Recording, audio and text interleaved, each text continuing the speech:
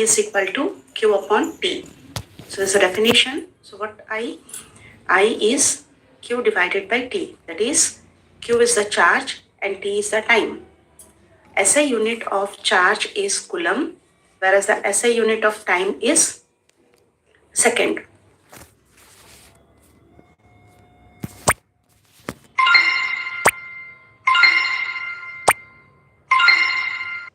SI unit of time is second. Therefore, SI unit of electric current is coulomb per second, or we can use ampere on honor of the scientist Andre Marie Ampere, who discovered electric current. Now the next important question which can be asked is other smaller units. So here students sometimes get confused in their MCQs. What is the relation between 1 microampere and ampere? If they will ask microampere to ampere, we need to write 1 microampere is 10 raised to minus 6 ampere, because micro is smaller unit and ampere is the bigger unit. If we start from ampere, we need to write 10 raised to 6 ampere is 1 microampere. Other smaller unit is milliampere.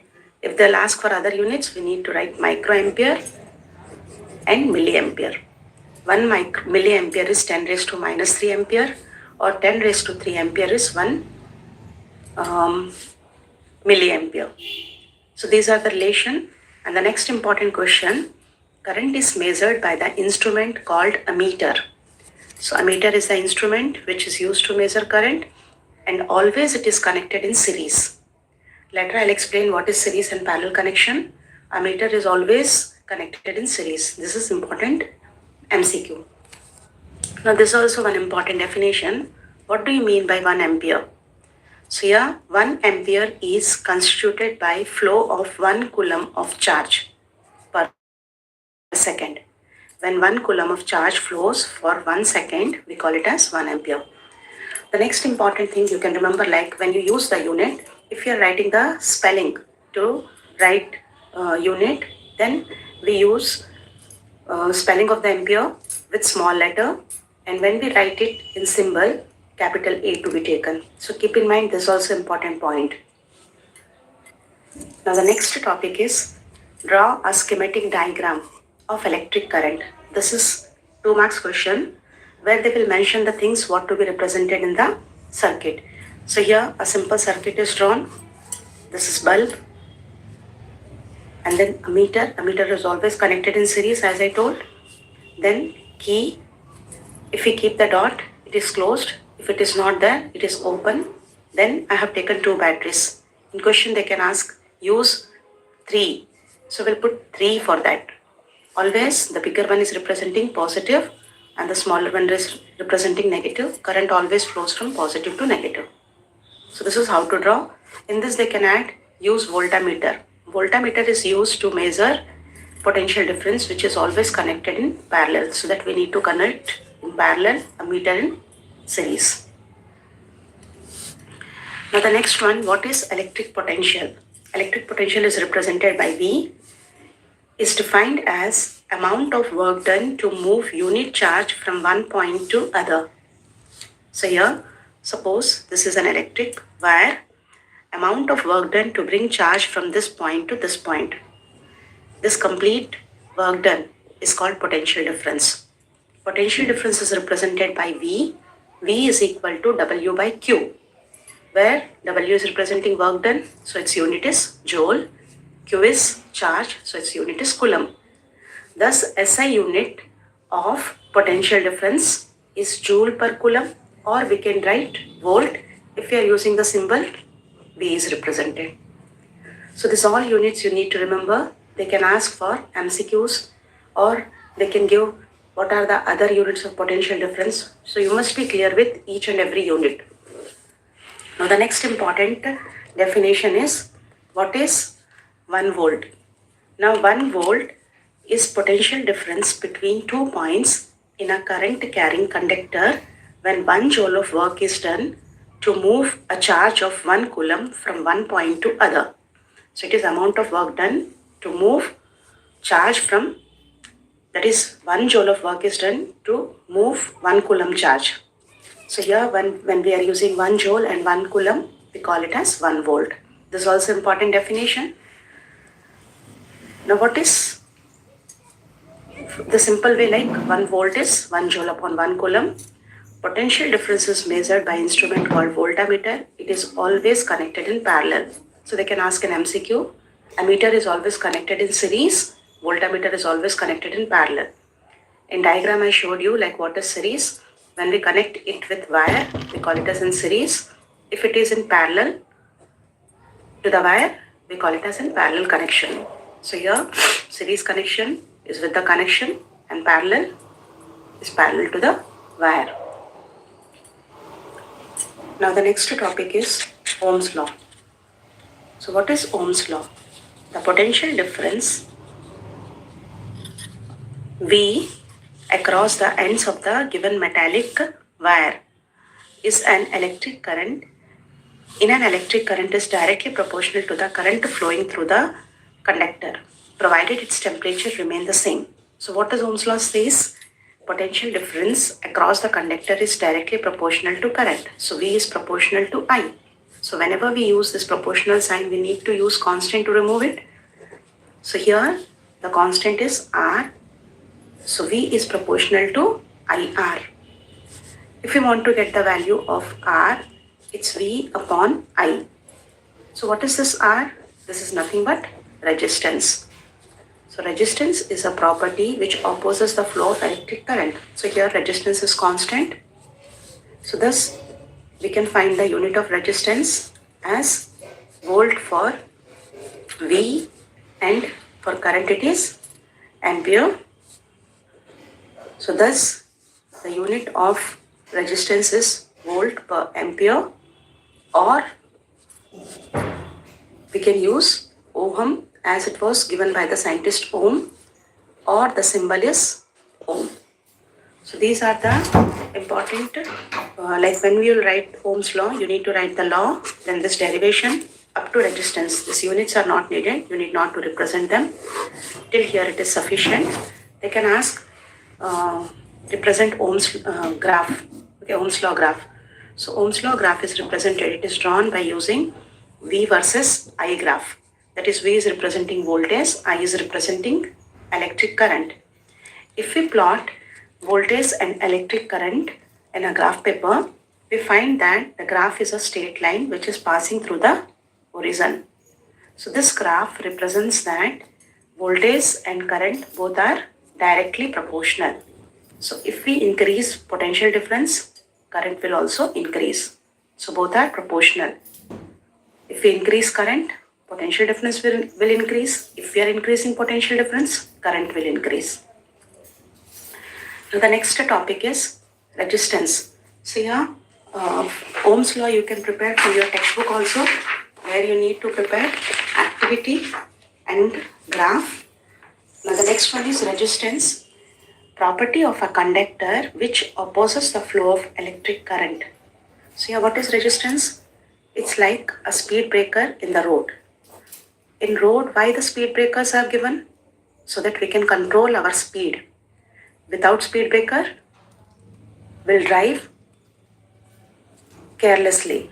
In the same way, if no breaker will be there in the flow of current, current will flow recklessly.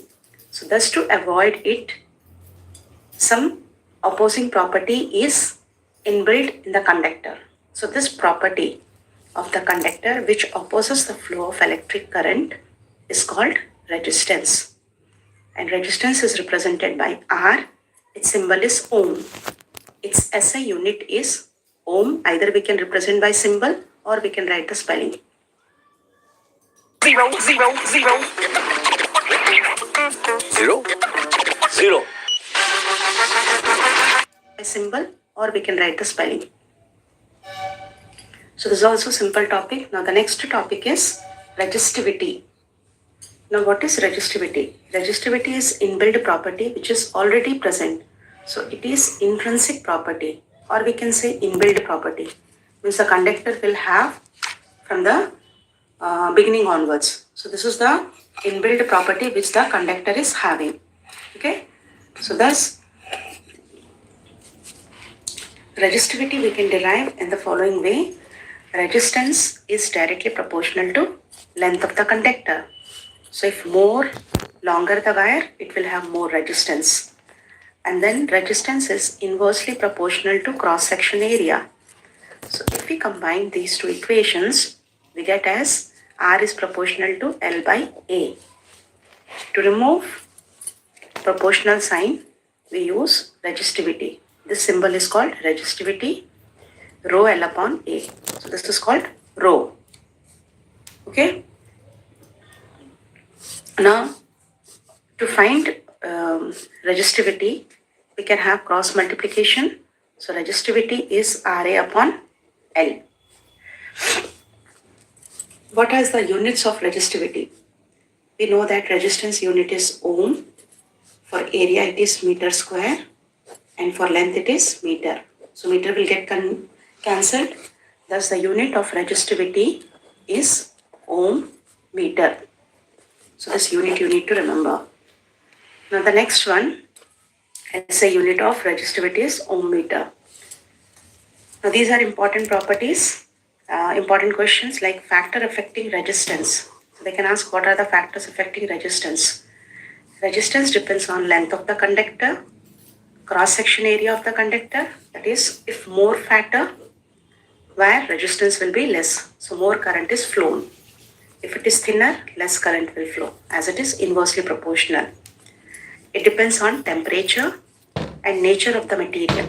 Nature means the wire is made up of what? Like either it is made up of steel, aluminium, copper. So depending on resistivity, its resistance will change. Now factors affecting resistivity. Students get confused with this. So when they will ask for resistivity, we need to write only nature of material and temperature. Don't write length and area. So as it is inbuilt property, already the conductor will have this property. So only we need to write nature of material and temperature. Now the next topic is resistance in series.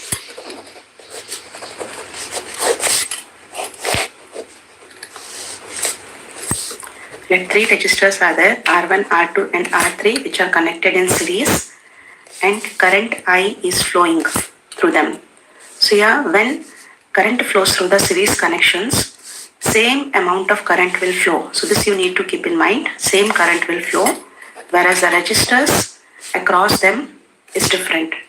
So here the potential difference will be different, that is V1, V2 and V3.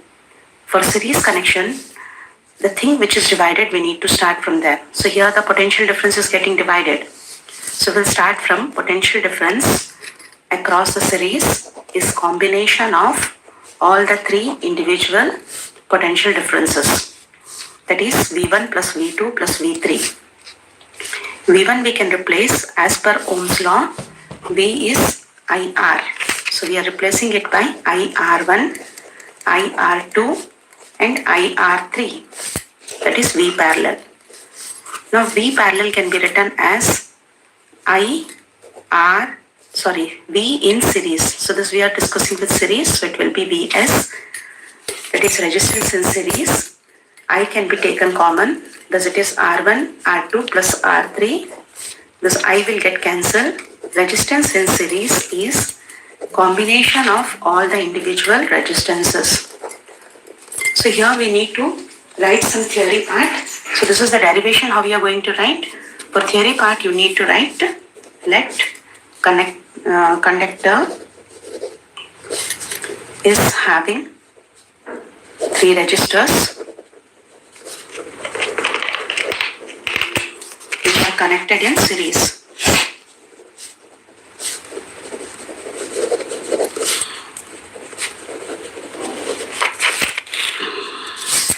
Which are connected in series. They are R1, R2 and R3, and I is current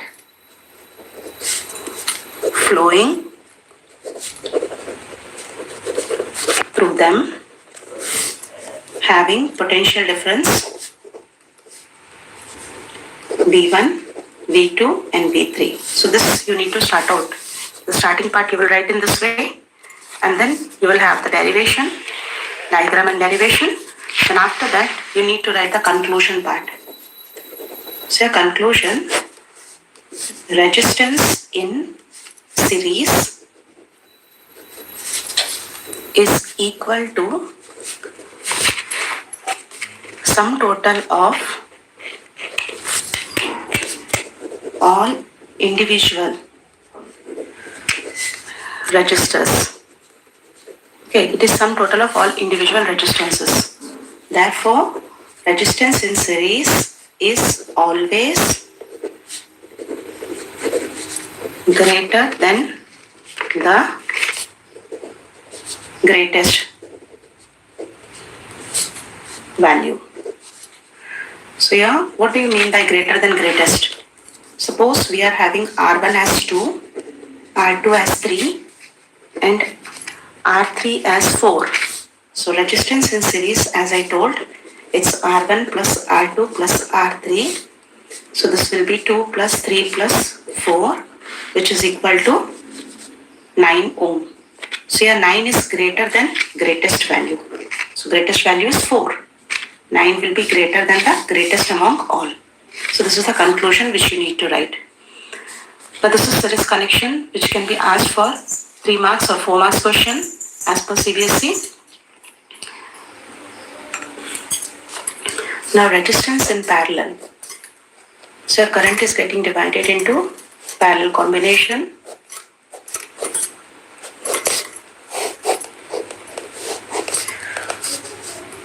As here the connection is getting divided into 3 parts. So here current will split as I1, I2 and I3, whereas the potential difference will remain same. So here as the current is splitting, so current in parallel will start from I1 plus I2 plus I3. For series connection, we started with voltage division. Here we will start with current division. Now I is equal to V upon R as per Ohm's law. So we'll replace I1 as V upon R1. So here the registers are R1, R2, R3. The same way you need to write the statement here. So let the current I1, I2 and current I is flowing through the parallel combination. So it will split as I1, I2, I3. They're having the registers R1, R2 and R3. So that statement, and then we'll start out with the derivation. So here V upon R2 and V upon R3. Whereas current in parallel will be V by R parallel. Here V can be taken common. So we left with 1 upon R1, 1 upon R2, 1 upon R3. And here V upon R parallel. V will get cancelled. Therefore, resistance in parallel is equal to combination of reciprocal of all individual resistances. We need to write reciprocal. So final conclusion, resistance in parallel is equal to sum of reciprocal of all individual resistances. All individual resistances. Therefore, resistance in parallel is lesser than the least. So this is important while calculating the answer. So as we are adding reciprocals, so value will be always less than the less value. So as I gave the example 2, 3 and 4. So here for resistance in parallel, it will be less than 2. When we find parallel, it will be lesser than the least. And when we find series, it will be greater than the greatest. So these two are the topics. From your textbook, you need to read about the table, like which one will have more resistance and which will have the least resistance. From your textbook, this table is important, where they have given the resistivity of different materials. Like from this, they can ask which one is best conductor. So silver is the best conductor, whose resistivity is less, and among all, here the resistivity which will have the greater will be insulator. Generally, they don't ask, you need not to remember this all formulas, all values. So this will be given in the question. If they will ask sums based on resistivity, only you need to, if they will ask the comparison, if the resistivity is less, that is good conductor. If resistivity is more, that is insulator. Only for that remembrance only you need to follow this table. Rest you need not to prepare this table. This is also one of the important table which you need to learn from your textbook. They can ask for MCQs. What are the symbols? Like symbol representing electric cell. Then if it is electric battery, we need to represent more cells. When key is open, without dot. When key is closed, it's with dot. Wire joined, perpendicular connection. Wire crossing without joining. If one overlapping wires are there, one above other, then we use this symbol. The next one, bulb. So it's easy to draw in this way. Resistance, rheostat. So rheostat is a variable resistance. When we want to change the resistance of the circuit, we are going to use this. Ammeter is represented by A, voltmeter by V. So this is one of the table which you need to revise. Now this paragraph is very important, which you need to learn very nicely. Every year they ask question from here. So here, why the heating devices are made up of alloys. So here these lines are very important. Alloy is generally, resistivity of an alloy is generally higher than that of its constituent metals. Alloy do not oxidize readily at high temperature. For this reason, they are commonly used in electric heating devices like electric iron, toaster, etc. So these lines are very important. Concentrate and learn it properly. Next, they can ask, give reason why tungsten is used exclusively in filament. So because of this reason, as tungsten is alloy, it can withstand high temperature and can glow. That's why it is used in filament. Tungsten is used in almost exclusively for filament of electric bulb because it can withstand. So this is all reason. They can ask why alloys are used in heating devices, or they can make like tungsten is used in electric bulbs. And next one more question they can ask, like why the heating devices does not glow but the bulb glows. As the heating device is made up of alloy, it can withstand high temperature. So it gets heated. Okay? Where the bulb is made up of tungsten, whose melting point is high, thus it glows. So that is one of the important questions which you need to learn. Now the last topic of the chapter is Joule's law. How you can remember Joule's law? So here, Joule's law, heat produced in the conductor, that is generally we say heat produced after PT. You has gone for PT period and lot of heat is generated in your body. So heat produced after PT. Now what is power? Power is very important. So I forgot to tell you about power concept. Power is product of potential difference and current. So you can remember power as power is very important. VI. V according to Ohm's law is IR. So thus the formula of power is I square R. When we use in series, we are applying I square R. If it is in connection, parallel connection, we need to replace this V as I as V upon R. For parallel connection, we are going to use V square by R. For series, I square R. So this is important concept which you need to remember for numericals. For parallel connection, V square by R. For series, I square R. Now let's start out with Joule's law. H is equal to PT. P is very important. And T, I we can replace as, V we can replace as IR. Thus, heat generated in a conductor is I square RT. That is directly proportional to square of the current and resistance and time. This law also can be asked for 3 marks, where you need to write 3 points. that you refer your textbook, how to write the law, derivation, and law is important. Now all theory part of this chapter got over. Only we left out with numericals. So in my next video, I'm going to upload only numerical part of this chapter. Till then, once you go through with the theory part, thoroughly read the chapter. So only simple concepts are there. Go through with that. Few numericals are there, around 15 numericals. So by today afternoon, I'm going to upload it. In that way, you can complete your chapter. For more videos, please like and subscribe my channel. I have 2 years of experience. Yes? Hello, sir. Good. What? Yes? You from the future. But कैसे? By expanding your network on LinkedIn. क्या? So when you have more than 500 connections in your network, your profile is up to 3 times more likely to be viewed by recruiters, and I get more job recommendations that help my growth? Exactly.